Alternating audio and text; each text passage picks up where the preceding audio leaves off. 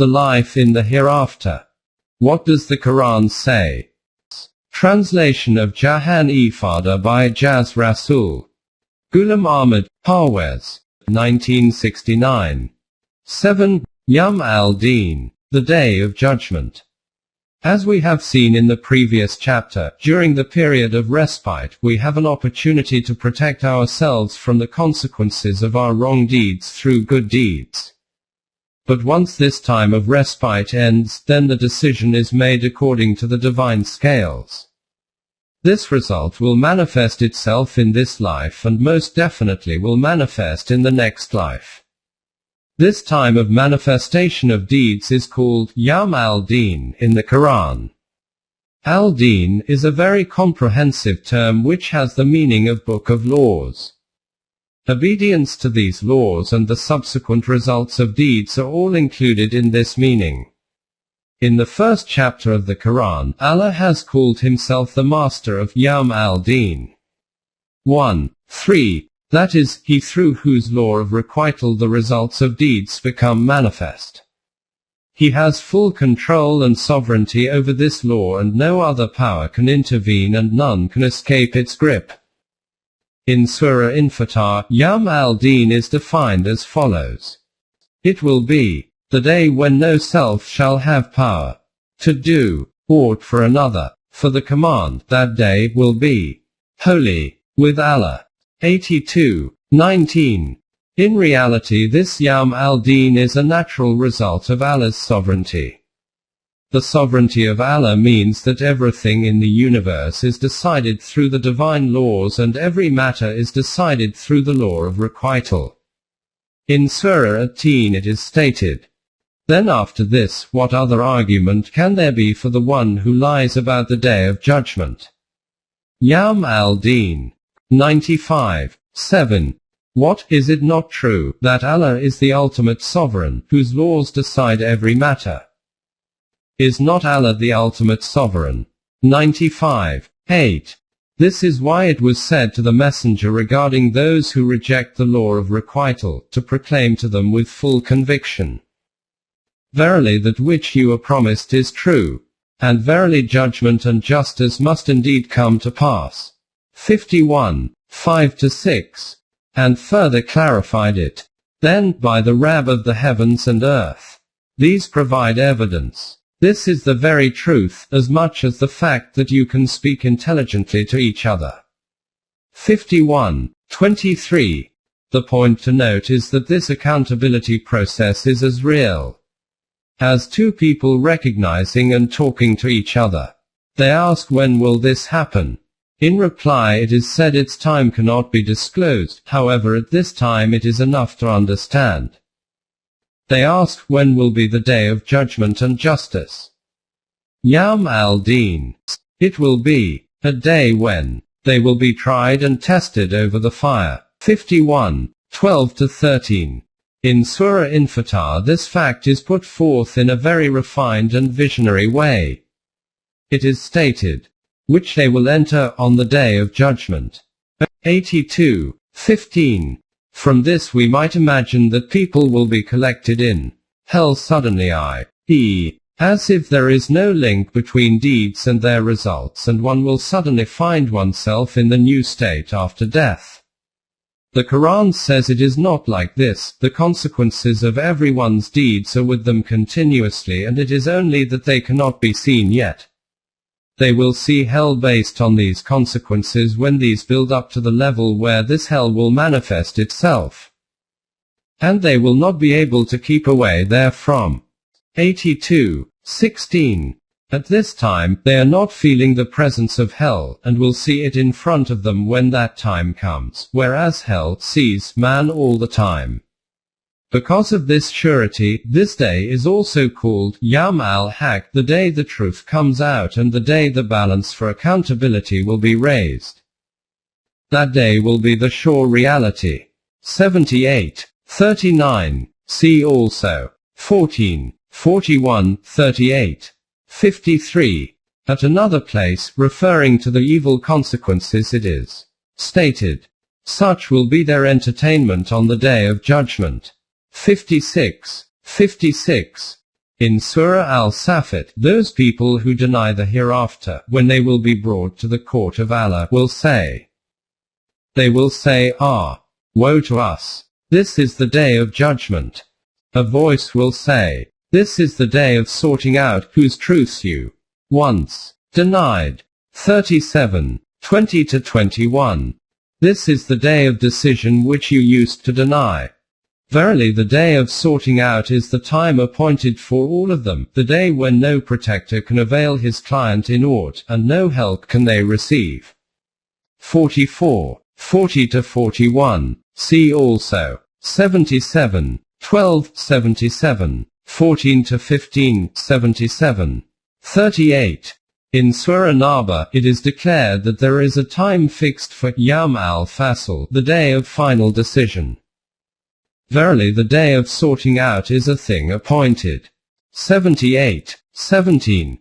In some places Yawm al-Din has also been called Yawm al-Ba'th. 15, 35-36, 38. 78-79. As already discussed, the criteria for success and failure according to the law of requital is based on the balance between the righteous and wrong deeds. Students study all year and then there is an exam, and on the day of the result, those who have failed learn how much deficiency remained due to which they could not pass. From this aspect, this day of decision is termed in the Quran as Yawm al-Tagabun. This means to judge a deficiency by comparing with others. Those who fail will be told, O you assembly of men, both nomads and from townships, came there not unto you messengers from amongst you, setting forth unto you my signs, and warning you of the meeting of this day of yours? They will say, we bear witness against ourselves. It was the life of this world that deceived them. So against themselves will they bear witness that they rejected Iman. 6. 130. People who deny Yawm al-Din are mentioned in several places in the Quran. In Surah Madatha it is stated that when the criminals will be entering hell, they will be asked, what led you into hell fire? They will say, we were not of those who followed Salat, nor were we of those who fed the indigent, but we used to talk vanities with vain talkers. And, thus, we used to deny the day of judgment, until there came to us the hour that is certain. 74, 42-47. In Surah Infatar, people are told that you deny Yawm al-Din, though all your deeds are being recorded, and on the day these deeds are disclosed, destruction will be awaiting you. 82, 9-10, 83, 10-11. In Surah Al-Ma'an, this is again made very clear. Do you see the one who denies the judgment to come? Then such is the man who repulses the orphan and encourages not the feeding of the indigent. So woe to the worshippers who are neglectful of their salat. Those who want but to be seen of men, and refuse to keep open the means of sustenance which meet others' needs. 107, 1-7. These are the very people who, despite reading their prayers, namaz, falsify deen. 7.1 Results of deeds. These are briefly the methods by which human deeds bear results. 1. Commission of a deed. 2. Time of respite between a deed and its result. 3. Opportunity to repent during the time of respite. 4. Balancing of deeds between righteous deeds and wrong deeds. 5. Manifestation of the results of these deeds. In the Quran these stages are not all mentioned together at every place, nor was this required.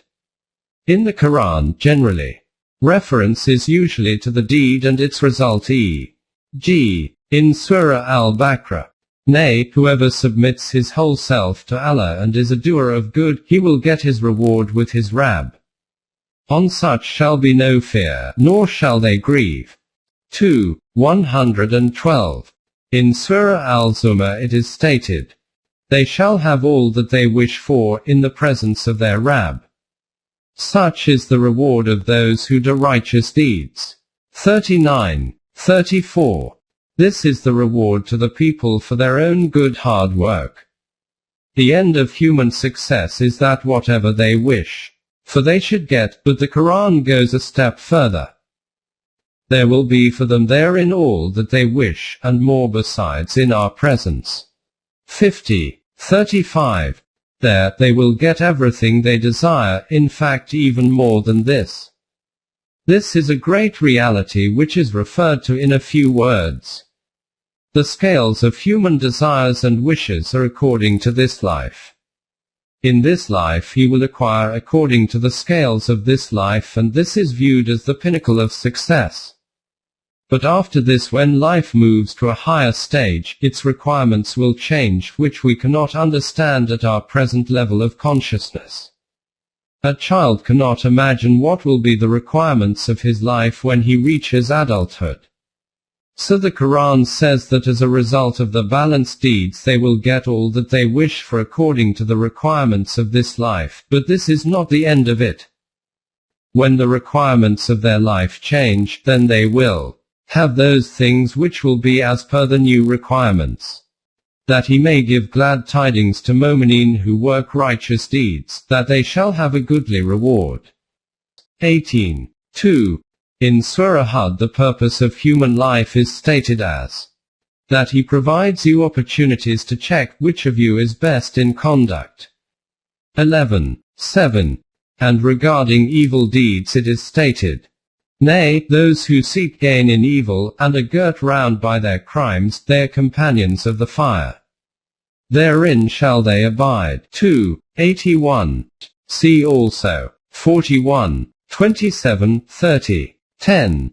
Such destruction, that after seeing it they will experience regret and shock as to why they performed such deeds. And those who followed would say, if only we had one more chance, we would clear ourselves of them, as they have cleared themselves of us. Thus will Allah show them the deeds as regrets. 2. 167.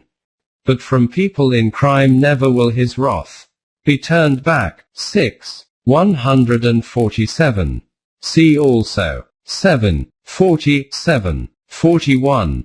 Then the Quran says that you will see what the end was of those who created disharmony, conflicts and injustice in this world.